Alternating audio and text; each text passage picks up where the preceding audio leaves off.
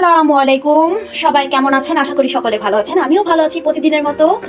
আজকে নতুন একটা ভিডিও নিয়ে চলে আসলাম। আর আজকের ভিডিওর টপিক দেখে বুঝতে পারতেছেন যে আমি কি নিয়ে চলে আসছি। তো আজকে আমি আপনাদের সাথে মুরগি ভুনাটা শেয়ার করব। আর এই তো আমি সবকিছু গুছিয়ে নিলাম। তো এখন চুলাটাকে সুন্দর করে ক্লিন করে নিই। চলেন আগে, চুলায় তো ধুলাবালি থাকে, তো চুলাটাকে আগে সুন্দর করে মুছে টুছে নেই। তারপর বিসমিল্লাহ বলে আমি কড়াইটা বসিয়ে দিব। বিসমিল্লাহ বলে এখন বিসমিল্লাহ কড়াইটা বসিয়ে দিলাম। এখন আমি চুলাটা অন করে দিব। বিসমিল্লাহ বলে চুলাটা অন করে দিলাম। তো আজকের ভিডিওটা ভালো লাগলে সবাই আমাদেরকে ভালোবাসা দিয়ে যাবেন, পাশেই থাকবেন। আমাদের চ্যানেলটা যদি সাবস্ক্রাইব করে না থাকেন অবশ্যই চ্যানেলটাকে সাবস্ক্রাইব করে দিবেন, পাশে থাকবেন। আর এই তো আমি একবারে সব কিছু গুছিয়ে নিয়েছি রান্নার। তো এখন আমি কিছুটা পেঁয়াজ কুচি ছেড়ে দিব এটার ভিতরে। মুরগিটা আমি ভুনা করব আজকে, আলু দিব না, শুধু ভুনা করব, হালকা তেল মশলা ছাড়া ভুনা করব শুধু। তো আগে আমি পেঁয়াজটাকে সুন্দর করে ভেজে নেই, তারপর আমি বাকি মশলাগুলো দিচ্ছি। আগে সুন্দর করে পেঁয়াজটাকে ভেজে নেই। তো সাথেই থাকেন, কেউ ভিডিওটা স্কিপ করবেন না, সবাই আমাদের পাশে থাকবেন, ভিডিওটা দেখবেন। ভিডিওগুলো ভালো লাগলে আমাদের চ্যানেলটাকে সাবস্ক্রাইব করে পাশে থাকা বেল বাটনটাও টিপে দিবেন, যাতে এরকম নিত্য নতুন ভিডিও সুন্দর সুন্দর আপনাদের কাছে পৌঁছে যায়। ঠিক আছে, তো চলেন আমরা আরেকটু কাছে চলে যাই রান্নার। এখন সুন্দর করে ভেজে নিচ্ছি। তো এই তো আমার পেঁয়াজটা লাল লাল হয়ে আসতেছে, পেঁয়াজটা মজে গেছে। তো এখন আমি দিয়ে দিচ্ছি এটার ভিতরে সব পদের মশলা। এটা হচ্ছে হলুদ মরিচের গুঁড়ো, এটা ধনিয়ার গুঁড়ো, এটা জিরার গুঁড়ো, এটা আদা রসুন জিরা বাটা, একসাথে আদা রসুন জিরা এখনই বেটে নিলাম। তারপর এলাচি, লাকড়ি, গরম মশলা, তেজপাতা 2টা দিলাম, সব কিছু একসাথে একটু কয়েকটা আলাম জিরাও দিয়ে দিলাম। তো এখন সবগুলো মশলা আমি সুন্দর করে দিয়ে দিব, দিয়ে ভালো করে কষিয়ে নিব। তো সবাই ভিডিওটা দেখেই যাবেন, কেউ ভিডিওটা স্কিপ করবেন না। আর আমার ভিডিওটা ভালো লাগলে অবশ্যই আমাদের পাশে থাকবেন, ভালোবাসা দিয়ে যাবেন। যারা এখনও চ্যানেলটাকে সাবস্ক্রাইব করেননি তারা প্লিজ দয়া করে চ্যানেলটাকে সাবস্ক্রাইব করে আমাদেরকে আপনাদের খুব কাছে টেনে নেবেন। আশা করছি যারা করেননি সবাই করে দিবেন। আর আমি একটু মশলাটা যাতে পুড়ে না যায় তাই একটু পানি দিয়ে দিলাম, এই বাটিটা ধুয়ে একটু পানি দিয়ে দিলাম যাতে মশলাটা পোড়া না লাগে। এখন এই মশলাটাকে আমি সুন্দর করে হাতে সুন্দর করে কষিয়ে নিব। সবাই সাথেই থাকেন, ভিডিওটা কেউ স্কিপ করবেন না। আর এখন এটার ভিতরে আমি কয়েকটা একদম লাল টকটকা দেখে টমেটো কেটে নিয়েছি, তো এই টমেটোগুলো দিয়ে দিব। মুরগি ভুনাতে কিন্তু টমেটোটা দিলে অনেক সময় টমেটো সসের কাজ করে। বিয়ে বাড়িতে গেলে কিন্তু আমরা দেখি সচরাচর টমেটো সসটা কিন্তু মুরগির তরকারি, গরুর মাংস সব কিছুতেই কিন্তু ব্যবহার করা হয়। তো আমিও সবসময় এটাই চেষ্টা করি, সস বাসায় না থাকে টমেটোটা দিয়ে কাজ চালিয়ে ফেলি। আর এখন আমি যেটা দিচ্ছি সেটা হচ্ছে আমার একটা অরিজিনাল টেস্ট। এটা মুরগিতে দিলে আপনার মুরগিটা আরও দ্বিগুণ বেড়ে যাবে, স্বাদ বেড়ে যাবে। তো আমি দিচ্ছি 1 মুঠা চিনি, 1 মুঠা বললে ভুল হবে, 1 চামচের থেকে একটু বেশি চিনি দিয়ে দিলাম। চিনিটা আপনার সসের কাজ করবে আর ভুনা তরকারিটাকে আরও স্বাদ, আরও স্বাদ করে তুলবে। তো সবাই আছেন সবাই ভিডিওটা দেখবেন। এখন টমেটোগুলোকে সুন্দর করে একদম কষিয়ে এই ঝোলের সাথে একদম গলিয়ে নিব। সবাই ভিডিওটা দেখবেন। আবারও বলছি, ভাই ও বোনেরা শুধু কমেন্ট লাইক করে চলে যাবেন না, ভিডিওটা সম্পূর্ণ দেখে যাবেন। কিছু কিছু জিনিস দেখলে কিছু কিছু জিনিস শেখাও যায়। শুধু রান্না শিখবো তাই না, কথাবার্তা শুনেও কিন্তু অনেক কিছু অভিজ্ঞতা বাড়ে। তো প্লিজ যারা দেখছেন ভিডিওটা শুধু রান্নার জন্যই না, কথা শোনার জন্য ভিডিওগুলো দেখবেন। তো কষিয়ে নিচ্ছি, ভালো করে কষিয়ে তারপর মুরগিটা ছেড়ে দিব। যারা যারা এরকম মুরগি কষা খেতে ভালো লাগে অবশ্যই আমার ভিডিওটা দেখবেন, ফলো করে মুরগি রান্না করে খেয়ে দেখবেন একবার হলেও। আমরা কিন্তু ঝালযুক্ত মশলা কম খাই, আর ঝালযুক্ত মশলা শরীরের জন্য খুবই উপকার একটা জিনিস। যাতে ঝাল মশলা যত খাবার বেশি খেলে কিন্তু অসুস্থ বেশি থাকবেন।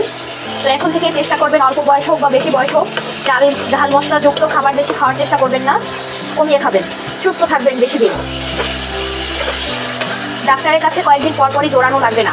আর বেশি বেশি ঝাল খাবেন, গরুর মাংস খাবেন, মুরগি বেশি বেশি করে তেল দিয়ে খাবার খাবেন, তাহলে দেখবেন সারা জীবনই ডাক্তারের পিছে দৌড়াতে দৌড়াতে যত টাকা আছে সব শেষ।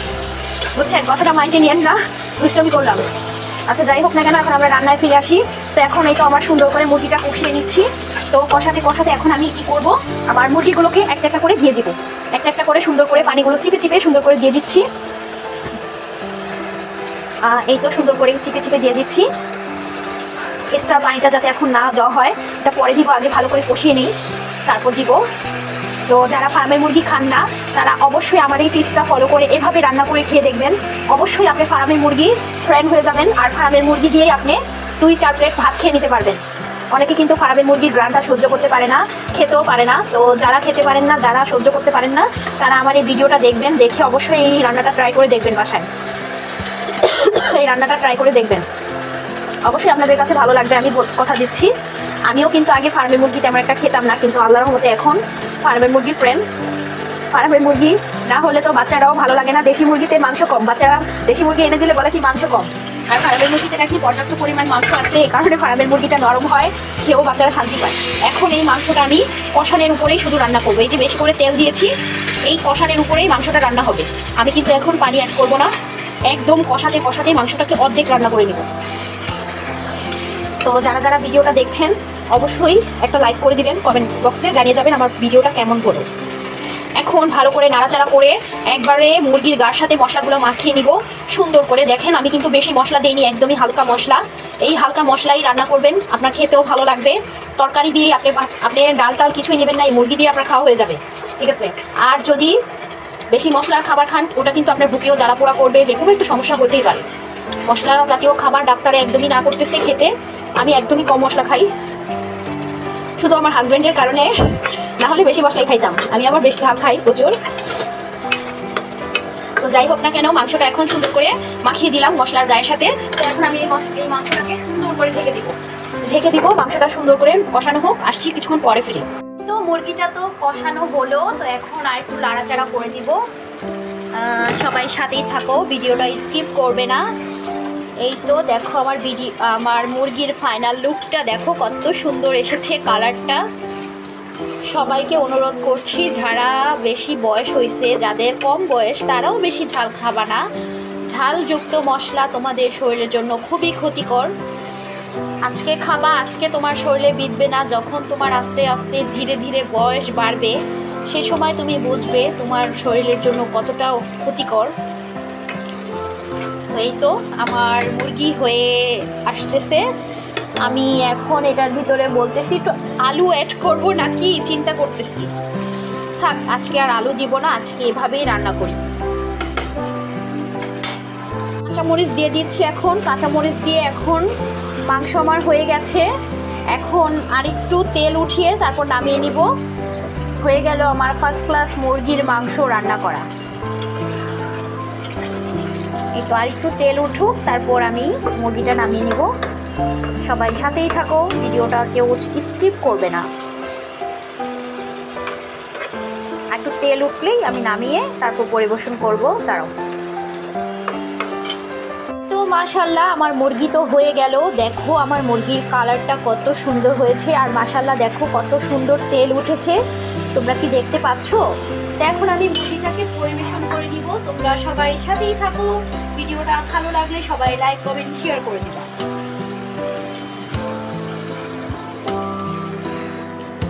এই তো আমার ফার্স্ট ক্লাস মুরগি হয়ে গেল। আর কেমন হলো আমার মুরগি রান্নাটা, তো সবাই অবশ্যই কমেন্ট বক্সে জানিয়ে যাবা কেমন হলো। দেখো মাশাল্লাহ কত সুন্দর তেল উঠেছে। এই তরকারিটা দিয়ে তোমরা অনায়াসে 1-2 প্লেট ভাত খেয়ে নিতে পারবে, একদমই ঝালযুক্ত, মশলা ছাড়া, অল্প কিছু উপকরণে হয়ে গেল সুস্বাদু একটা মুরগি রান্না। তো সবাই প্লিজ আমার এই রান্নাটা ফলো করে দেখতে পারো, যদি ভালো লাগে অবশ্যই।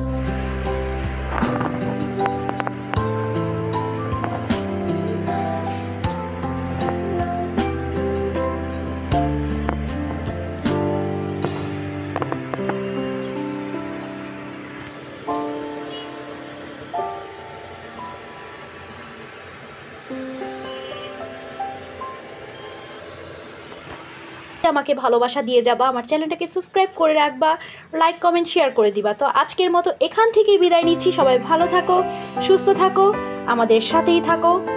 টাটা।